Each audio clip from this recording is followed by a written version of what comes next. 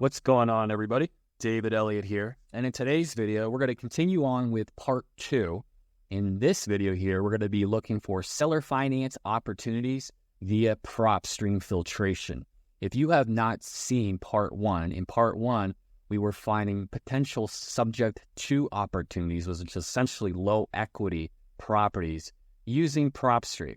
So you can check out part 1 for that type of acquisition type. In today's video, we're going to be focusing solely on seller finance, meaning that the property is free and clear and that there are zero mortgages or zero encumbrances associated with the property. If you do not have access to Propstream, you will find a link in the description below. There is a major discount with our link being provided. And I think it's about $40 to $50 off compared to the original Propstream subscription price. So a major discount to you guys. Check out the link in the description below, and you can follow along at the exact same time. So let's get started.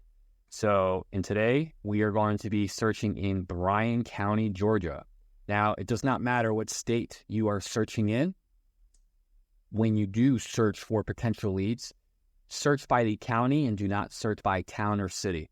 So if you do not know the county that your city or town of interest resides in, just simply look up the county that it is in. And the reason we're doing that is because Propstream will pull property info and other properties available through its algorithm, and it'll list all the properties within the county and somewhat outside the county as well. I believe it has about a 5-mile radius outside of the county selection. So we're getting quite a bit of search area through this type of filtration. So we're going to search in Bryan County, Georgia for seller finance opportunities. What we're going to do is we're going to go through these search options here provided, and we're going to select ones that would potentially bring us a lead that we could work with in terms of seller finance acquisition. So owner occupied does not matter. Occupancy status does not matter either. We'll keep this as any, depending on whether or not the property is owned by a retail individual or an investor. There will be some tax incentives to the retail individual as opposed to the investor. So if you know your tax code and you're familiar with how that works, you'll be able to structure creative terms to benefit the seller, regardless of them being a retail individual or an investor. For property characteristics, we're going to click on residential. We'll keep everything else deselected at this time. For property types, we're going to keep all types. For minimum bedrooms, we're going to put in 3. Minimum bathrooms, we're going to put in 2. The reason being is that a 3-bedroom, 2-bath will always have a greater property value than a 2-bedroom, 1-bath. Plus, if you are wholesaling a property, you'll have an easier time with dispositions when it's a 3-2 as compared to a 2-1. Now, for building size, we want to stay at 1,200 square feet and up. If you go anything less than 1,200 square feet, you're going to have a hard time finding rental comps. So it's in your best interest to stay with properties that have a minimum square footage of 1,200. That seems to be a pretty safe number to stick with.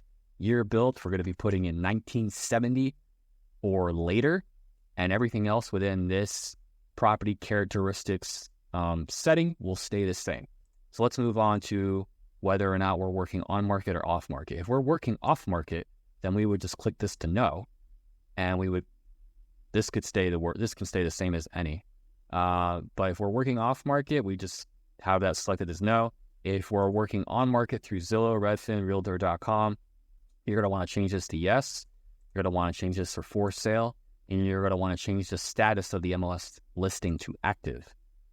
And that would be it. And this would be your search criteria for on-market generation.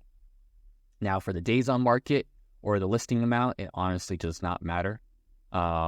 Motivation changes from day to day. And if a seller is willing to take a seller finance opportunity on day number 5, if they have the property listed, then you should totally submit an LOI or a letter of intent to that individual because, well, if they're willing to accept creative terms, then that's a huge benefit to you, the individual who's buying or wholesaling that property. So days on market does not matter. Listing amount honestly does not matter either. You can structure creative terms regardless of the purchase price. For pre-foreclosure, we're going to skip this because there is no mortgage associated with the property. For ownership info, we want to be looking at a minimum of 3 years of ownership. 3 years of ownership is a good minimum. Some people will put in 5, 10, 15, 20, and those types of years of ownership are usually people who are landlords. But we're just looking at the minimum here. And if we end up having properties that are filtered that are within maybe 10 or 12 years of ownership, then that's okay. I don't want to over-filter Propstream, or the algorithm that is running in the background will not work in our favor. So 3 is a good minimum of ownership. For owner type, we're going to click on individual. Last sale date, last sales price does not matter. Leave that the way it is. Lien and bankruptcy, divorce status, we're going to skip that one. For valuation and equity info, this is where you are able to ascertain a property with a lot of equity. Unfortunately, Propstream has a bug at the moment where if you were to go into mortgage info and you were to select 0 for a number of open mortgages, there will be no matching results. And so we're going to keep this deselected. We're not even going to look at the mortgage info tab because it's not necessary. Instead, we're going to be looking at estimated equity. So for estimated equity, we're going to put in 90% estimated equity, and that seems to do a pretty good job of the algorithm that's running in the background of Propstream of showing us properties that fit this criteria and have this amount of equity associated with it. And what we're basically trying to do is just find properties that are free and clear. So if I look at my right-hand side and I just scroll down real quick, you can see here it says estimated loan balance $0. So these properties that are being listed right here, except for that very last one, these are the types of properties that would be free and clear. No mortgage associated with the property. Essentially a seller finance opportunity. So I would take a quick screenshot of this little search result parameter. You could use that to your benefit the next time you're finding leads through Propstream. So let's go through a couple of these and let's see what might make a good candidate for seller finance. So what I want to be looking for is the years of ownership.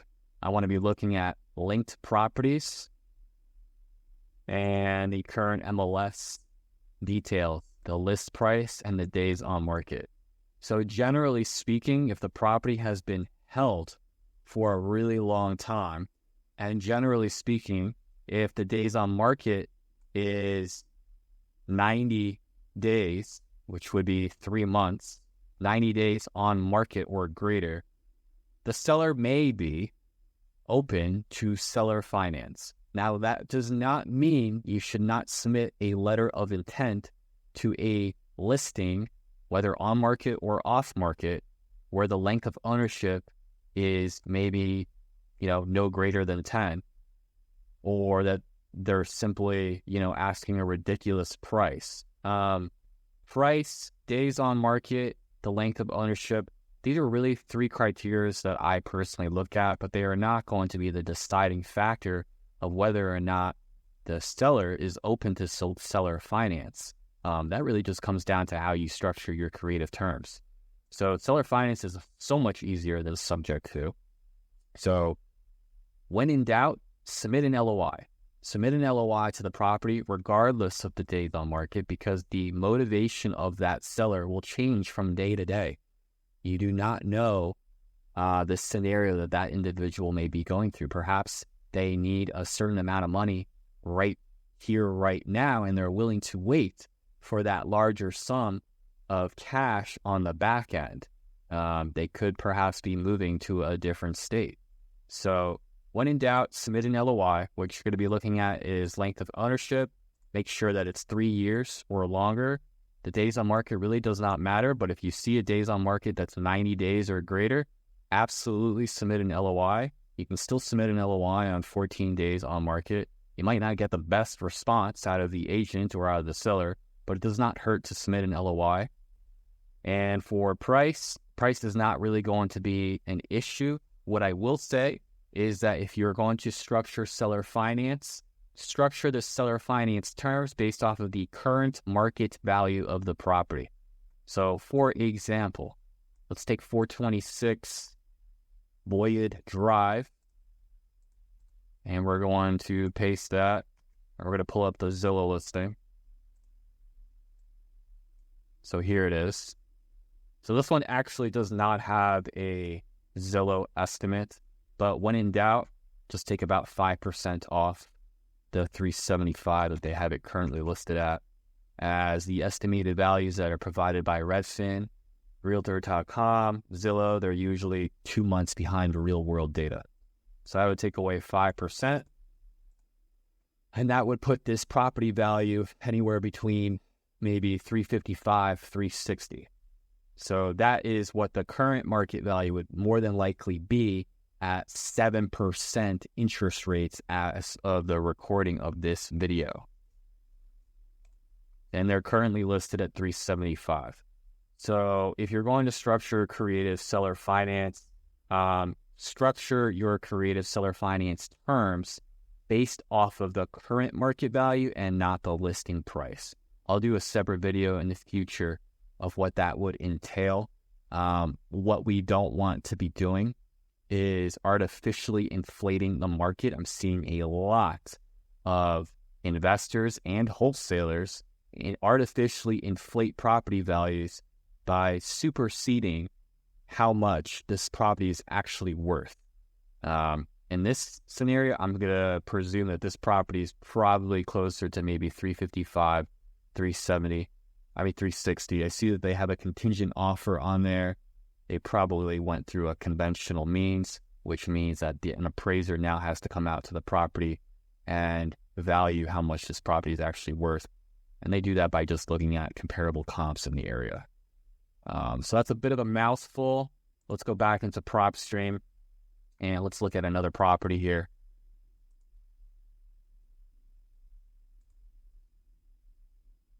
So I can see here that the length of ownership is 3 years, 11 months. I can see their listing price. This one does not have the MLS information, so perhaps it was delisted. So let's move on to something different. This one has been owned for 8 years. See, it was a cash sale. Looks like it's an investor with 107 properties, so they certainly would understand what seller finance is. So that'll be a benefit to you if you are trying to take down this property yourself or wholesale it. They will absolutely know seller finance terms. So at 8 years, it's non-occupied. Let's put in this address on Zillow real quick, just for the sake of example.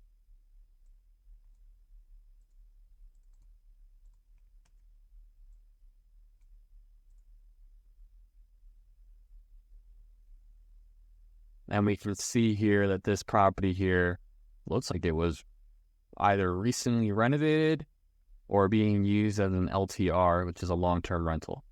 It's in great condition. Been on market for 22 days. So again, if you're trying to find what the current market value is and it's not currently showing you on Zillow, Redfin, Realtor.com, just take the listing price of $324, tip away 5%. And we're really looking at maybe around $305 to $310 of what this property is currently worth. And if you're going to structure creative terms, then structure your creative terms off of a $305 to $310 purchase price. Do not structure your creative terms based off of a $325 list price. You will end up overpaying for the property in the long run, and it simply does not make sense to be overpaying for something that just isn't worth that type of value. So this pretty much concludes seller finance. I mean, it's going to be pretty straightforward. It's nothing like we saw in part one. Part one was a little bit more of a deeper understanding with the numbers themselves and how they were being articulated. Seller finance is an easier type of acquisition lead to deal with. And so what you'll want to do is search by county and use these types of parameters when searching for a seller finance lead. And generally speaking, anything over 10 years of property ownership is going to be a seller who would be more than willing to consider a seller finance transaction. For example, this one we just pulled up right now is 15 years of ownership. Let's look at their lived properties. They've only got 2 properties here. So this would make a great candidate for seller finance. This is one of those properties where I would come in and I would submit an offer on it. It looks like it's been sitting on market for 273 days. So that is a long time. Probably somebody who's really contingent on getting the offer price that they're looking for, which happens to be $1.6 million. So we can give them the price that they're looking for plus a little bit more for holding that note for X amount of time. They may be willing to entertain seller finance. All right, so this concludes today's video presentation for seller finance leads, and I'll catch you on the next video. Take care.